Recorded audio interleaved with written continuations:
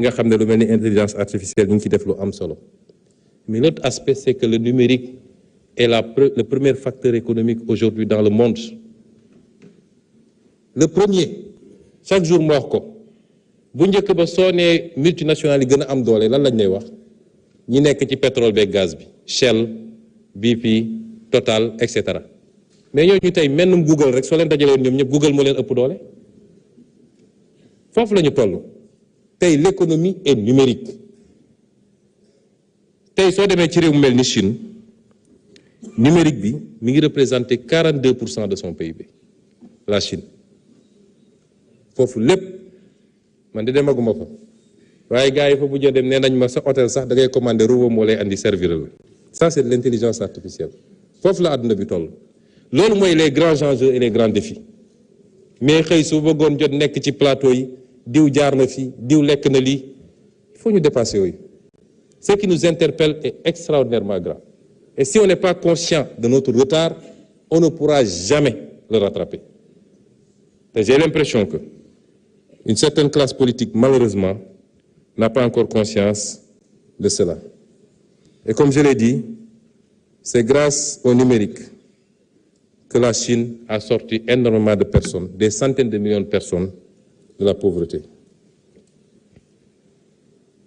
Changement climatique bi tam wax nañ ci lu bari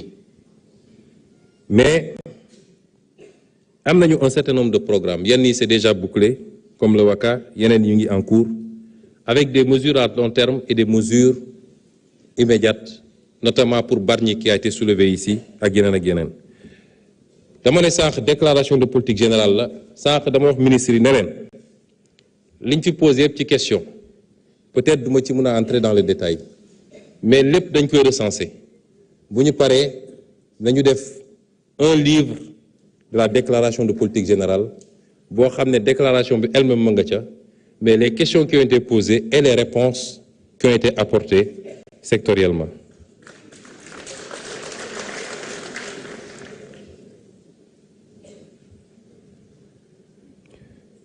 Pour le port de Ndaxonga ñu ngi ciy liggéey président de la République jox na ma ci ay instructions ndax port bi daanaka infrastructure yi pare na autour de 65 milliards ak deux terminaux terminalu marchandises yi ak terminalu pétrolier bi alors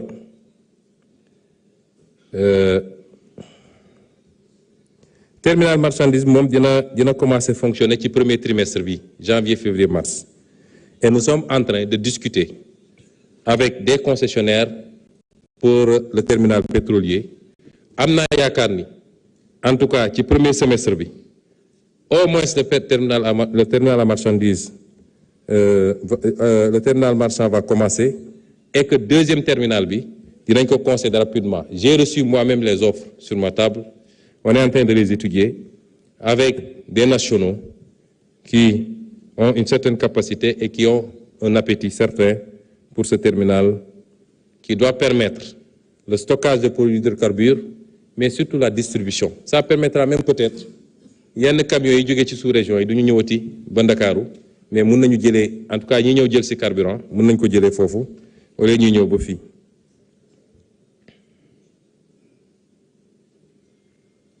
Alors Monsieur Char a demandé ndax chiffres yi ma wax je les confirme. Vous savez, dans un pays, il faut qu'on s'accorde ni am na des organes dédiés pour nous donner les statistiques de ce pays. On peut douter de ces statistiques et booba il faut se donner les moyens de les auditer. Mais à défaut, je voudrais savoir est-ce que lui il a d'autres statistiques ak fan la ko jëlee. Parce que doone damaa dox rek gis étranger kon étranger yi di léegi 50% réew mi ñoom la déedéet nañ ma jox des statistiques ak ñu wax ñu fan lañ ko jëlee recensement général bi may wax nii le ministre de l'économie est ici il ne me démentira pas te mun ngeen dem mun nañ la utal rendez-vous nga dem ANSD mun naa la ko utal demain nga dem ANSD recensement bi mooy 5e recensement général de la population et de l'habitat moom moo génne ni aujourd'hui on a 207 791. La méthode n'est peut-être pas complète parce que le système est déclaratif mais système boobu moo ñu jox ne ñun 18 millions lañu moo ñu jox leneen ak leneen toutes les statistiques qu'on utilise en termes de population foofu la jógee te noonu lañ koy defee ci àdduna bi yépp nag man gisuma beneen méthode. Donc à partir de ce moment je maintiens oui que les chiffres officiels qui ont été donnés par l'organe habilité à le faire donnent ce chiffre-là. mu des nag politico xam nga yu bëri dañ koy wax te lu am la ci réew mi ba pare monsieur Sarr naa la jox un certain nombre de lois et de décrets nga xool ko étrangers yi à part ñi nekk biir CEDEAO te même ñoom am na une réglementation mais du fa étranger jóge rek ñëw nu mu ko neexee carte de séjour am na fii Sénégal lu am la parce que étranger yi dañ leen di immatriculer jox leen carte d'identité monsieur le ministre de l'Intérieur yi ngi nii dañ leen koy jox am na loo xam ne mun nañ ko méngale sax ak paiement bi ànd ak titre de séjour parce que bu ñu la koy jox da ngay fay 10 000 francs c'est renouvelable tous les 3 ans su 3 ans bu weesoo soo fayul dafa am pénalité yoo xam ne caisse de dépôt et consignation nga koy dem verser ji kon y a une réglementation ici dans ce pays est-ce qu'elle est appliquée de manière stricte loolu mooy li xew fépp ci réew mi est-ce que le code de la route est appliqué de manière stricte est-ce que le code général des impôts est appliqué de manière stricte est-ce que le code des douanes est appliqué de manière stricte mais il y a une réglementation est-ce qu'elle est perfectible on peut envisager examiner ça mais faire croire aux gens qu'il y a un vide et que nit ñi dañuy tomber comme des mouches au Sénégal je suis désolé loolu amul ci réew mi sur la question des visas et balaa may daaneel foofu j'ai insisté pour que ñu def attention parce que ñun réewu ay tukkikat lañu su ma juumul yow monsieur Sarr mos ngaa émigré réewu ay tukkikat lañu barki dem bi ma jógee Gambie dajale naa Sénégal yëpp waxtaan na ak ñoom ña nga fa macha allah xaw nañ fa bëri di fa liggéey te noonu nga koy fekkee fépp ci àdduna le même recensement a démontré qu'on a entre 700 000 et 900 000 Sénégalais à l'étranger kon bëri nañu suñu compatriotes yu ne ci biti te gis ngeen li xew barki démb diggante réew mu mel ni Guinée ak Sierra Leone te lan moo ko andi mooy ñii jàpp nañ ni seeni waa réew dañ leen a néewal doole fële ñoom ñi jóg attaqué ñële nañu def attention et je voudrais dire à monsieur Sarr également je suis assez content de l'entendre dire que ce qui s'est passé durant la campagne c'était des propos de campagne et ça s'arrête à ça je n'ai aucun problème avec personne déglu naa ko plusieurs fois mu ne programme Pastef amul li programme Pastef lii da cee manqué man benn yoon rek laa ne ñun nous sommes des patriotes nous ne sommes pas des nationalistes amaana nag fi ma ko waxee moo xaw na doy waar waaye nous sommes pour le débat politique le débat structuré le débat intellectuel ñun nous sommes pour ça ragaluñu ci dara bu ñu juumee xam ne juum nañu parce que mën nañu débattre ngeen jox ñu loo xam ne gisuñu ko woon on n'est pas hermétique au débat te loolu moo war a am ci réew mi désormais ñëpp war a góorgóorlu ci loolu ñu xoolaat suñuy émission xoolaat suñuy plateau yan émission ñoo fiy toog wax ci mbay mi wax ci énergie bi wax ci mais dañuy xëy su bëggoon jot Tahirou Sarr nii Tahirou Sarr na le loolu lan lay avancer ci réew mi le vrai combat il est là réew yu avancé demal nga seetaan seen débat politique wallahi boo ñëwee Sénégal da ngay rus demal dans les pays demal dans les pays scandinaves demal en Allemagne demal les gens débattent des vraies questions et des vraies problématiques waaye lenn ci li koy andi je ne parle pas pour vous monsieur Sarr mais léeg-léeg am na ñoo xam ne dañoo jël politique def ko métier ba fi ñu waroon gëstuñu ko fi ñu waroon xamee xamuñu bu ñu paree nag naan mbel rek moo tax fi mu ne nii mbir mi xaw naa jafe. bu ñëwee nag ci question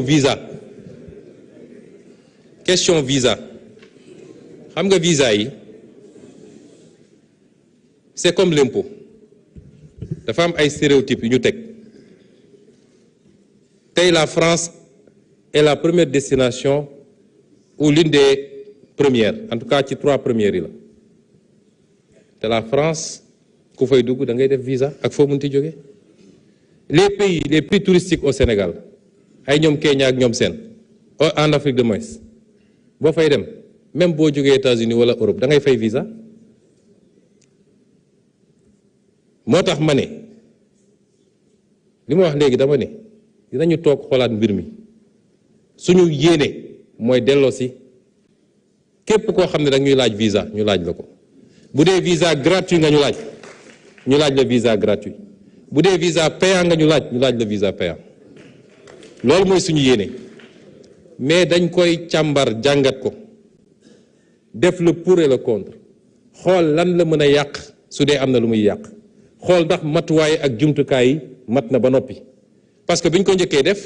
bokk na ci li andi woon retard yi mooy dañ ko def ba pare jumtuwaay yi ñu waroon def pour délivrer les visas biométriques amuloon nga xam ne nit ñi dañ doon ñëw soxla visa di xaar lu yàgg. yooyu yëpp bu ñu ko tegalee ba matal ko ba xool ni normalement amul impact wala démontré gul ñu ni am na impact bu tax ñuy wax ci tourisme bi bu soobee yàlla dinañ ko delloo si comme ni mu waree. Maintenant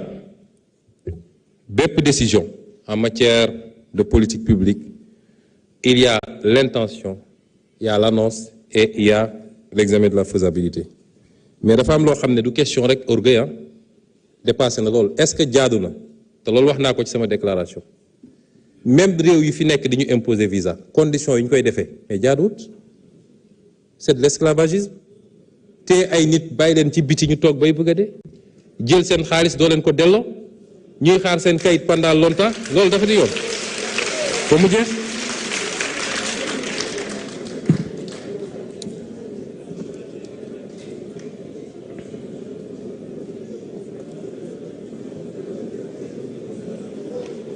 Pour la question des contrôles Woyofal qui a été soulevée par l'honorable Anta Babacar Ngom, nangu naa ni